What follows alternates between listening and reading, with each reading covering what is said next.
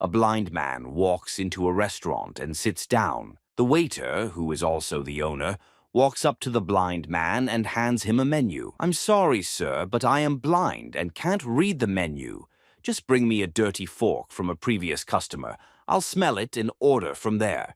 A little confused, the owner walks over to the dirty dish pile and picks up a greasy fork. He returns to the blind man's table and hands it to him.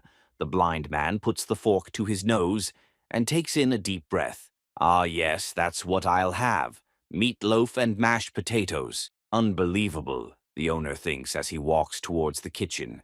The cook happens to be the owner's wife. He tells her what had just happened. The blind man eats his meal and leaves. Several days later, the blind man returns, and the owner mistakenly brings him a menu again. "Sir, remember me? I'm the blind man. I'm sorry I didn't recognize you. I'll go get you a dirty fork." The owner retrieves a dirty fork and brings it to the blind man.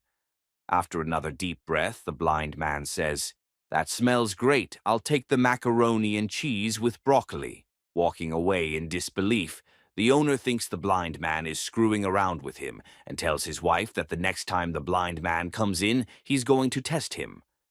The blind man eats and leaves. He returns the following week, but this time the owner sees him coming and runs to the kitchen. He tells his wife, "Mary, rub this fork on your panties before I take it to the blind man." Mary complies and hands her husband the fork. As the blind man walks in and sits down, the owner is ready and waiting. "Good afternoon, sir. This time I remembered you and I already have the fork ready for you." The blind man puts the fork to his nose, takes a deep whiff, and says, "Hey, I didn't know that Mary worked here."